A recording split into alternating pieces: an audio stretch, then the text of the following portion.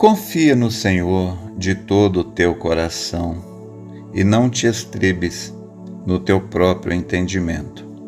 Reconhece-o em todos os teus caminhos e ele endireitará as tuas veredas. Eu tomo a escritura de Provérbios 3, versos 5 e 6 para a nossa meditação nesta manhã.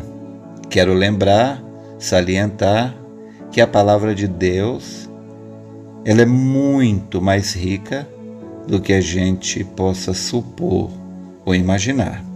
Quando você lê, quando a gente lê, a gente tem a ilusão, a suposição que é uma ilusão de que a gente entendeu, simplesmente porque a nossa mente entendeu as palavras, mas as palavras não são a mensagem.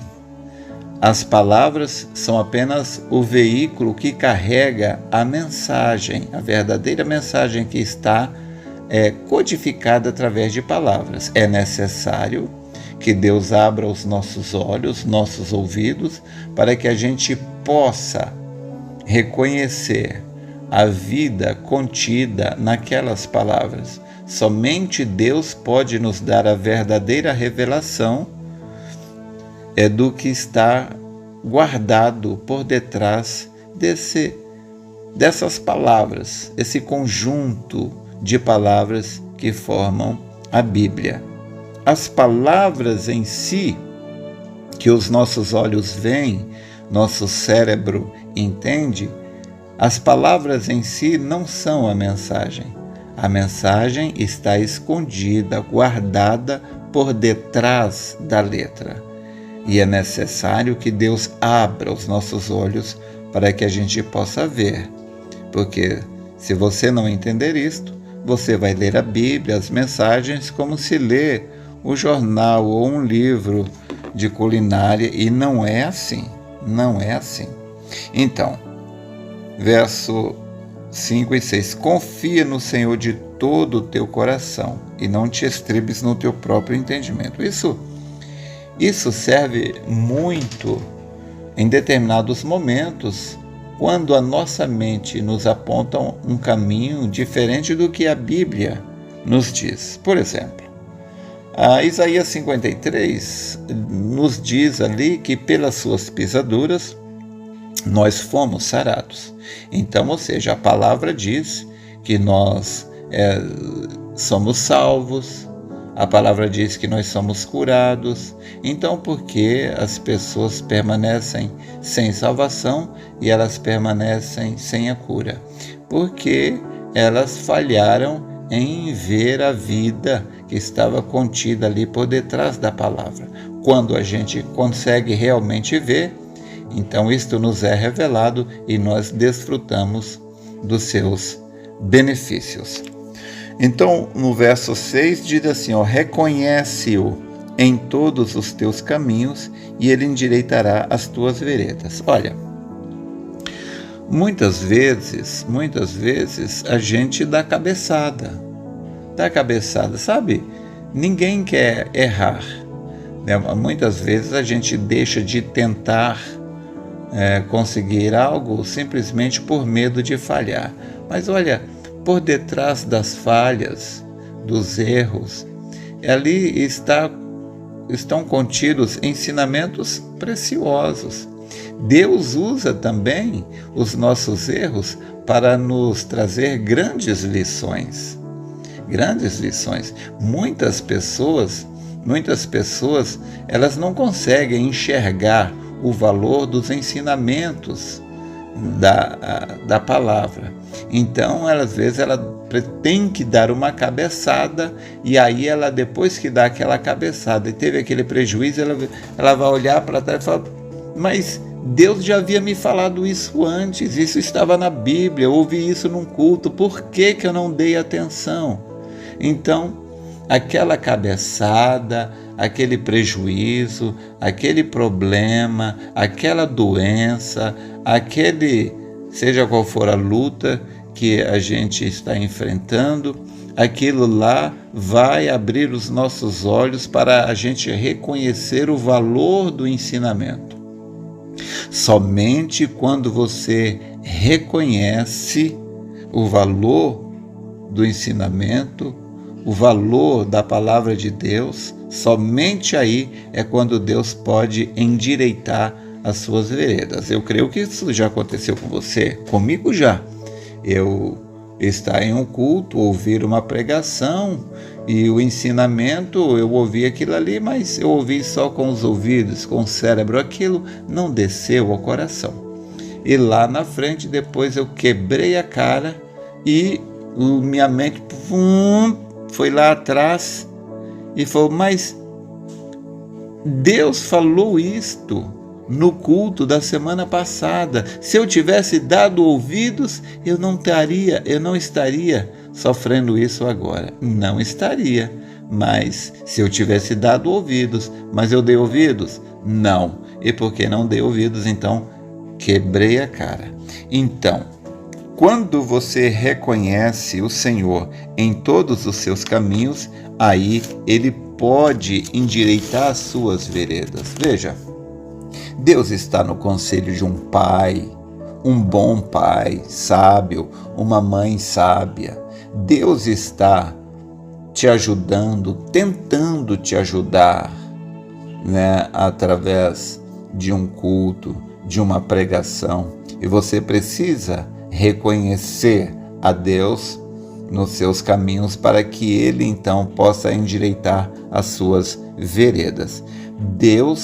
O ensinamento de Deus só endireita o caminho torto daquela pessoa que reconheceu Deus naquele ensinamento. Se você não reconhece Deus naquele conselho, naquela palavra, naquela orientação, então Ele não pode endireitar o seu caminho.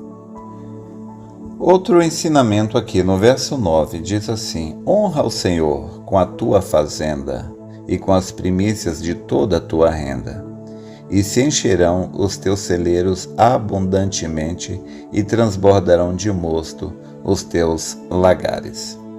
Sabe, honrar ao Senhor com a tua fazenda é você usar os seus bens para ajudar alguém, honrar a Deus com isso.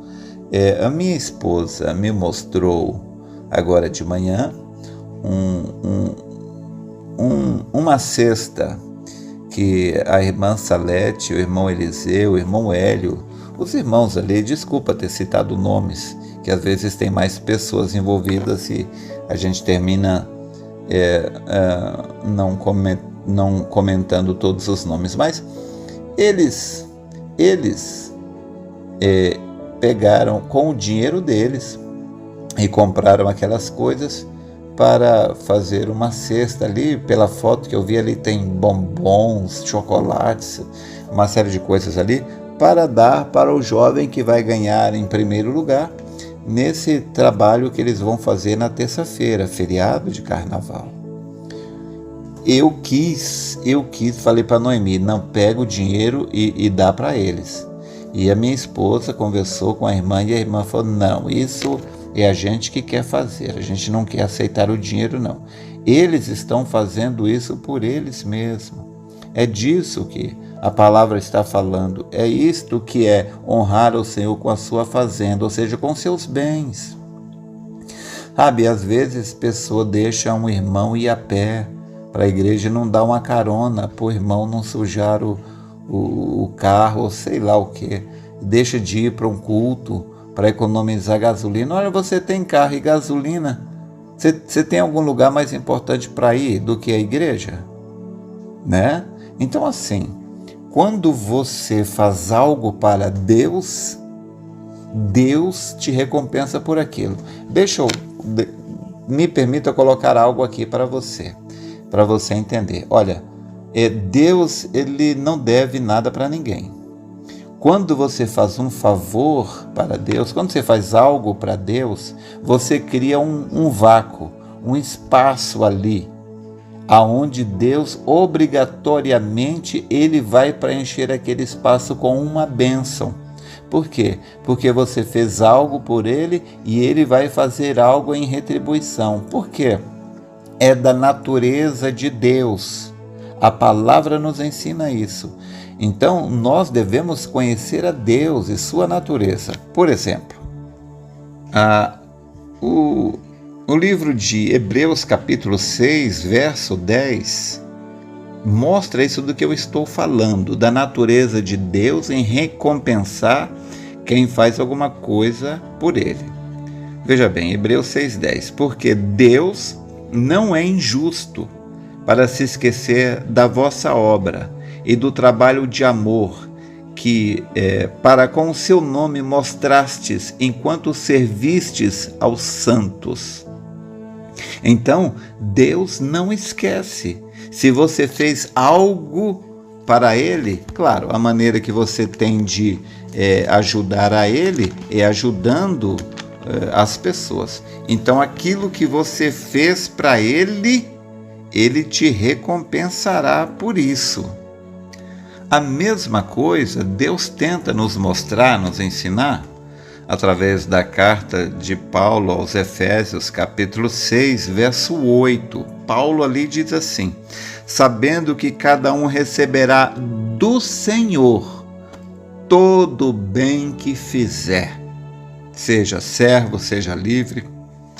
Então, Paulo disse que cada um receberá do Senhor todo o bem que fizer, não alguma coisa, algum bem ou outro, não é todo o bem que você fizer, você receberá um galardão do Senhor por isso.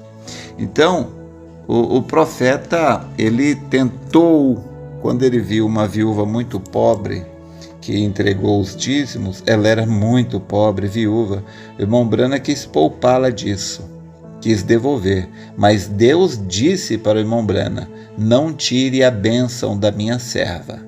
Então, Deus quer te abençoar e Ele tem meios de te abençoar, né? Então, o dízimo é uma forma, porque Ele repreenderá o devorador. Ele repreende o devorador da vida daquele que é dizimista. Então, quando você faz qualquer bem para alguém, Deus te recompensa por isso. Paulo disse: faça o bem a todos, mas principalmente aos domésticos da fé. Espero ter te ajudado. Deus te abençoe.